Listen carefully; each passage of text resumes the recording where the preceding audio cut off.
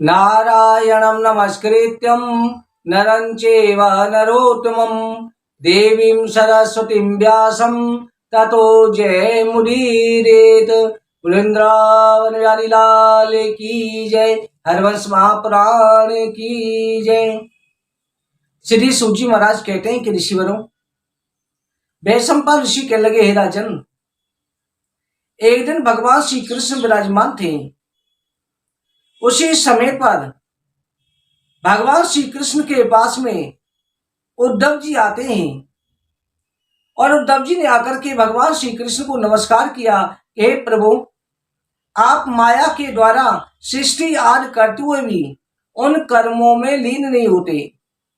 आप अपने स्वरूप में विराजमान रहते हैं। ज्ञानी जन भी आपका कभी पार नहीं पाते। लीला के लिए आप शरीरधारी ब्रह्मा आदि देवता के समान हो जाते हैं और आपकी माया से ही ब्रह्मादि देवता भी आपकी आज्ञा सिरोधार्य करते हैं एवं काल रूप से सारे विश्व का संचालन करते हैं। प्रकृति पुरुष से परे कहे जाते हैं। आपका नाम लेने से बड़े ज्ञानी भगवान के पार लोक को प्राप्त कर लेते हैं। हे प्रभु, अब आप जो है अपनी लीला की स्वरूप को बताएं। भगवान श्री कृष्ण ने कहा, हे उद्धव, तुमने ठीक कहा। मेरा स्वरूप जो है, मैं ही अपनी लीला से संसार का कल्याण करता हूं।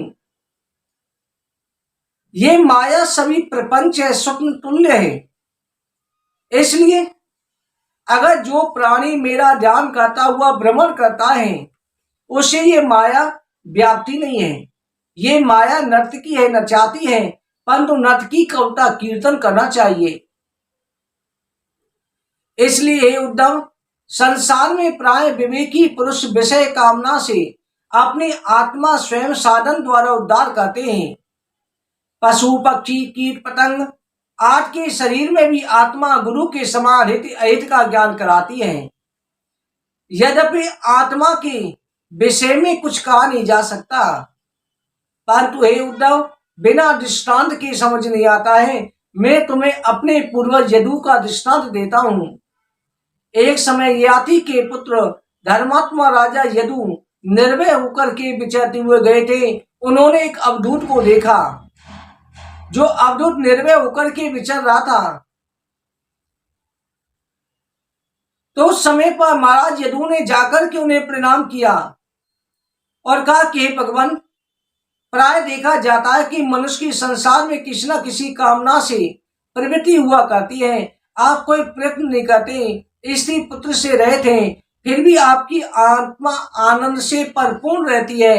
आपके चेहरे पर दिव्य तेज है, आप आनंद की अनुभूति करते हैं। इसका कारण क्या है? उन्होंने कहा कि हे राजन, मेरा नाम दत्तात्रेय है। मैंने 24 गुरुओं से शिक्षा प्राप्त करी थी, जिनके आप नाम सुनो आप धर्मात्मा दिखाई देते हैं, इसलिए मैं आपको ज्ञान दे रहा हूं। पृथ्वी वायुराकाश मापोग्नि चंद्रमा रवि, मेरे 24 गुरु हैं। 24 गुरुओं के तुम ज्ञान प्राप्त करो। पृथ्वी, वायु, आकाश, जल, अग्नि, चंद्रमा, सूर्य, कबूतर, समुद्र, अजगर, पतंगा, भ्रमर जिसे मधुमक्खी भी कहते हैं, हाथी, मधुवर्ता, हरण, मीन, पिंगला वेश्या, कुर्र, बालक, कुआरी कन्या, सर्किट, सर्प, ऊर् नाभि मकड़ी और भृंगी कीड़ा जिसे भ्रमर भी कहा जाता है, ये मेरे 24 गुरु हैं। इनसे मैंने शिक्षा ग्रहण की है। पृथ्वी से शिक्षा ग्रहण करी कि पर्वत और वृक्ष रूप पृथ्वी से मैंने सहनशीलता और परोपकार की ये 2 बातें सीखी। वायु से केवल प्राण रक्षा आहार करना, इंद्रियों की तृप्ति के लिए नहीं, जितना भोजन करना है जितनों में हमारे शरीर की रक्षा हो सके। वायु से निर्विशता सर्वत्र शक्ति सीखी। आकाश से असंगता, आकाश जो है आपको पृथ्वी से जुड़ा हुआ दिखाई देता है, फिर भी वो अलग है। जल से शुद्धता, जल हर चीज को पवित्र कर देता है।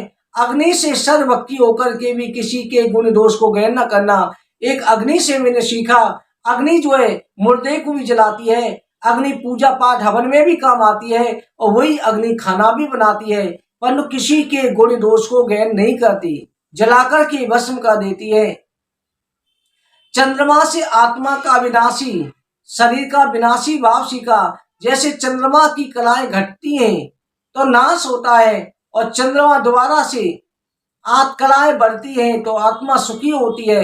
ये मैंने जन्म मृत्यु चंद्रमा से ज्ञान प्राप्त किया। आत्मा का भेद देव उपाधि से होता है, ये मैंने सूर्य से सीखा। जैसे आत्मा है एक ही परमात्मा के अंश है। आत्मा के लिए जैसे आप अनेक गड़े भर के रख दो, एक सूर्य है, सभी में प्रतिबिंब अलग अलग दिखाई देता, हजारों गड़ों में हजार सूर्य दिखाई देंगे, परंतु वास्तव में सूर्य एक ही है, वो सब प्रतिबिंब है। इसी तरह से हम सभी जीवात्मा उसी परमात्मा के अंश है। मैंने आत्मा की उपाधियां नाना प्रकार की मैंने कपोत से सीखी। नाथ स्नेह प्रसंगो वा कर्तव्य किंचिता कुचर, किसी के प्रेम में ज्यादा संग ना करे, ये मैंने कबूतर से सीखा। जैसे कबूतर के बच्चे जाल में फंस गए थे, तो कबूतर जो है जैसे वन में घोंसला बना करके कपोत कपोतनी रहते थे, बड़ा प्रेम था, एक दूसरे से अलग नहीं होते थे, दृष्टि से दृष्टि मिली हुई थी। एक समय कपोती ने प्रसव किया, थोड़े समय में बड़े सुंदर बच्चे पैदा हुए। कपोती कपोत उन बच्चों की मधुर चींची सुन करके बड़े प्रसन्न होते थे। एक दिन दोनों बच्चों के लिए चारा लेने वन में गए। उसी समय व्याघ्र ने जाल फैला करके उन बच्चों को पकड़ लिया। उन बच्चों को रोते हुए देख करके कपोती बुरी तरह बिलखने लगी, फड़फड़ाती हुई जाल में जाकर के स्वयं फंस गई। कपोत ने देखा कि मेरी प्राण प्यारी बच्चे और पत्नी इस जाल में फंस गए हैं। वो भी दुखित होकर के उस जाल में जाकर के गिर गया, और जाल में उस शिकारी का भोजन बन गया। इसलिए कहा जाता है कुटुंब का पोषण करना मना नहीं है, परंतु आसक्ति पूर्वक कुटुंब का पालन पोषण करना ये खराब है। अगर आप ज्यादा आसक्ति रखोगे तो जैसे धृतराष्ट्र अपने पुत्रों के प्रेम में अंधा हो गया था, विनाश का कारण बना, ऐसे संतान का पालन करो, परंतु आसक्ति ना रखो, केवल अपना कर्तव्य मान करके करो। ब्रह्म तत्व की प्राप्ति अत्यंत दुर्लभ है। विषय भोग में लगा रहता है, उसने मानो अमृत हाथ में आया और नीचे गिरा दिया। इस तरह से राजन ये ज्ञान मैंने आगे सीखा। सुखमेंद्र का राजन स्वर्गीय नरकमेव चाह, इसलिए विवेकी पुरुष को देव इच्छा से जो कुछ प्राप्त हो जाए, खट्टा मीठा रस नीरस जो पदार्थ मिल जाए, उसी में प्रसन्न रहना चाहिए, संतोषी मिलना चाहिए। ना मिलने पर उसकी चिंता ना करें। ये मैंने अजगर से संत को ऐसा होना चाहिए, संत को भगवत कृपा से जितना मिल जाए उसी में खुश रहना चाहिए। संत को ज्यादा वस्तुओं की चेष्टा नहीं करनी चाहिए, अन्यथा वो संत के विनाश का कारण बन जाता है और संत को दुर्गति प्राप्त हो जाती है। इसलिए मैंने अजगर से वृत्ति सीखी। संत को जैसे अजगर को जो कुछ प्राप्त हो जाता है देव इच्छा से उसी को ग्रहण करता है, इसी तरह से संत को 5 घरों से जो भिक्षा मिल जाए उसी से अपना गुजारा करना चाहिए और प्रभु की भक्ति करनी चाहिए। भक्तों, आगे का ज्ञान अगली कथाओं में वर्णन करेंगे। आज की कथा पर समाप्त करते हैं। बोल वृंदावन बिहारी लाल की जय, बोल हरिवंश महापुराण की जय। जय जय श्री राधे, जय जय श्री राधे, जय जय श्री राधे श्याम।